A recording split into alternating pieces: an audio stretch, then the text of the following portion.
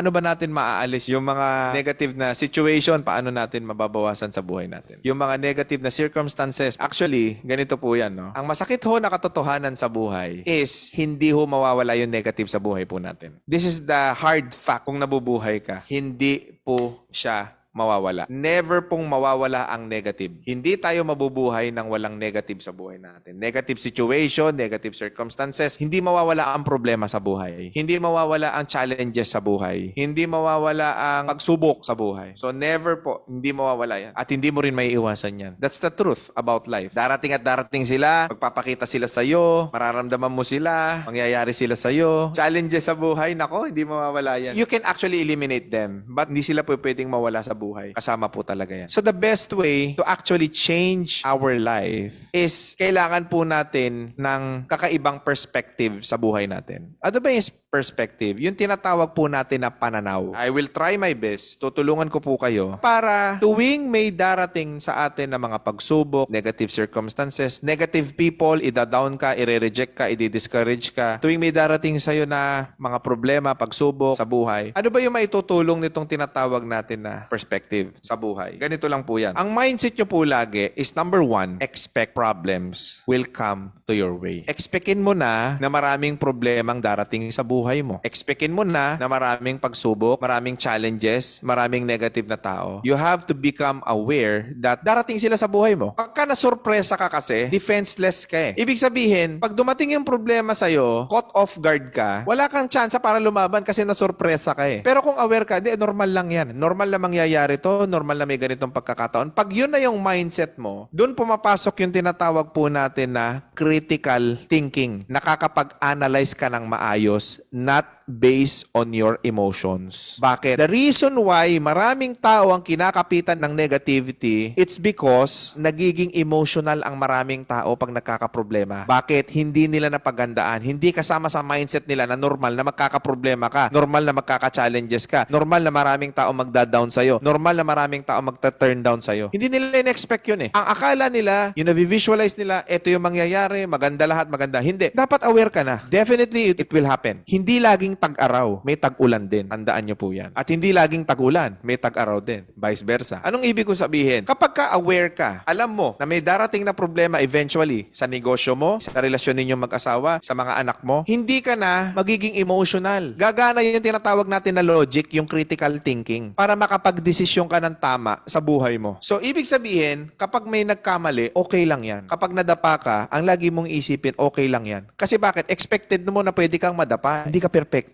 So, expect mo na pwede kang mag-fail. Pwede bumagsak yung negosyo mo. Expect mo na yan. But do not focus on that. Importante lang, aware ka na pwedeng mangyari at mangyayari yan sa buhay mo. Para lang handa ka. Anytime na dumating na siya, mangyari na siya, alam mo na, oy, naalala ko yung sinasabi sa akin ni Sir Raymond. May darating nga palang pagsubok. May taong magne-negative sa akin. May taong magta-turn down sa akin. Naalala ko yung sinasabi sa akin ni Boss RDR. Ito pala yung mangyayari. Pagka-aware ka na, ito yung dapat kong gawin. Not based on my emotion, but ito talaga yung solusyon sa ganitong klase ng problema. So, kailangan natin na maging gising tayo sa buhay. Hindi yung lagi tayo nananaginip ng gising. Dapat gising tayo sa buhay. Ang ibig sabihin ng gising po tayo sa buhay is that normal na mawawalan ka ng business partner in the future, normal na malulugi ka, normal na magkakaganito ka. Pero ito yung solusyon, no? Ito lang yung gagawin ko. Nakaset up na sa isip mo yan. Kailangan gising ka. Expect mo na. That's the number one step na kailangan mong gawin. Kailangan aware ka.